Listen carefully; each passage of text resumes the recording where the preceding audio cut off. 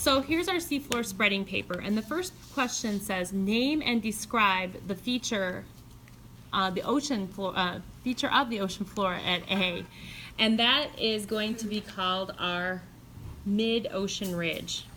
So you'd write mid-ocean ridge, and the mid-ocean ridge, if we actually hopped on our magic school bus and went there, you know what we would see?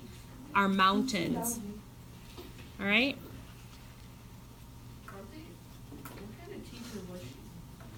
Science teacher. So the second question, describe the process. So we got two different things going on. We have features and we have processes. So describe the process shown at B. So this whole thing that's going on. And what you have is a process called seafloor spreading.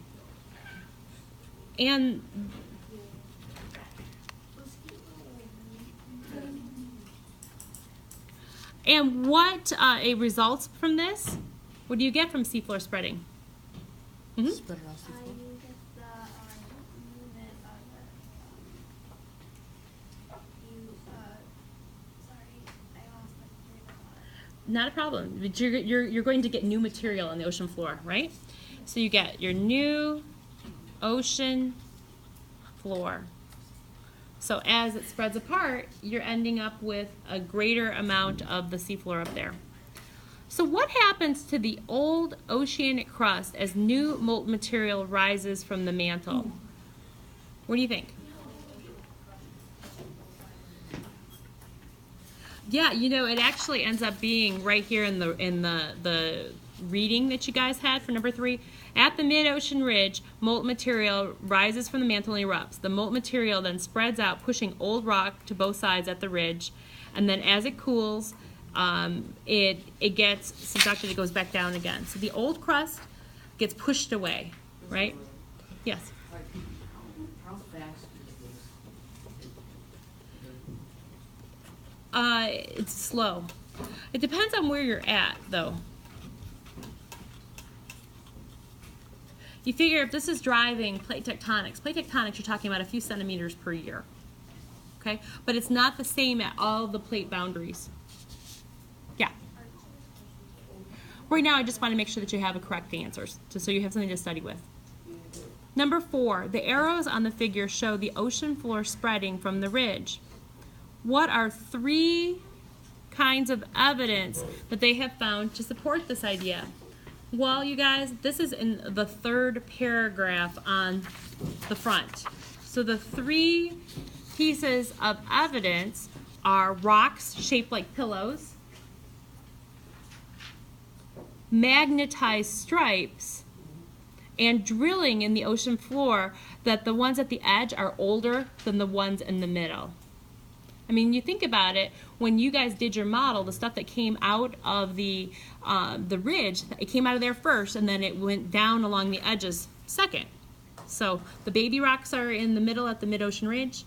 The grandma and grandpa rocks are near the edges at the trenches. Mm-hmm.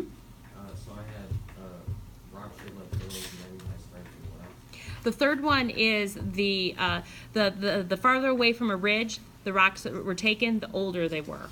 So they did some drilling. Okay? So that part right there you can find in the paragraph, the 3rd paragraph.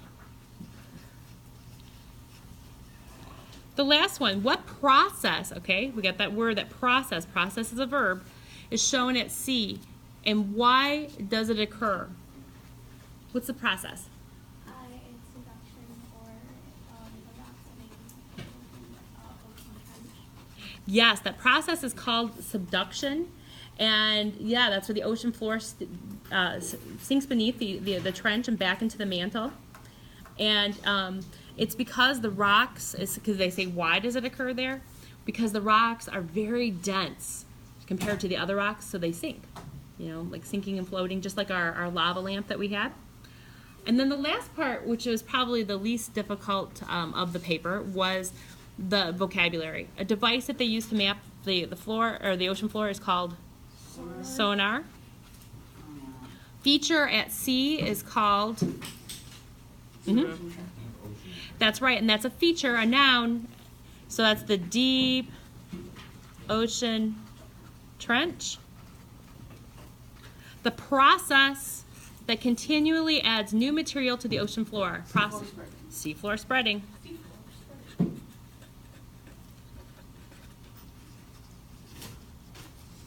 We got another process, the process by which the ocean floor sinks into the mantle. Subduction. You know, as they went through here, they said feature, process, process. There's actually another feature. What's the other feature that's not going to be on here? Or, well, actually, this would be it. Actually, here. This is your feature. What's that feature of chain of underwater mountains along seafloor spreading occurs? The mid-ocean. Mid-ocean ridge. You got it. So basically, once you kind of realize that there's certain things that you're gonna go to, like certain features, and you have certain processes, then this makes sense. When you made your model, okay, when we look at the picture up here, you actually had two of these going on. You had like another trench also, right? That when you pulled the strips, you actually showed it going out of like two different trenches. So you had one mid-ocean ridge and two trenches. But otherwise, you made a 3D version of this two-dimensional picture. Same thing, just a different way. If you want to review, I actually have another model that my students made last year, and I videotaped it, and so you can watch that as well. Same exact kind of model, same terminology, just, you know, maybe it clicks a little bit better for you. Okay? So please use this to study. And if you were to grade it, though, this one here, it says, it asks you to do two different things, name and describe. So that's 2 points. Describe and explain, 2 points. What happens? 1 point. 3 kinds of evidence, 3 points. What process? 1 point. And then 1 point for each of these. So we have 5, 6, 9, 10, 12, 14 points. So if you're curious, you know, how you would have done, I would say this would be worth 14 points. Okay? Are you gonna actually put it in the grade? Am I going to actually put it into the grade book? What do you guys think? Should we do it? Yeah, because you helped us with it. Yeah. Oh, you think we should? Yeah, Oh, because she just showed us how to do it. Exactly. And she just All gave right. us the answer. So, all right. Well, we can play Name That Score. Because really, you got a good point. If you were playing along and fixing everything, because I told you you could, and that's absolutely fine. Which kind of score should I be getting from people? 14 all day. 14 all day. Right. Well, let's do it. Let's do it, guys. All right. Yeah.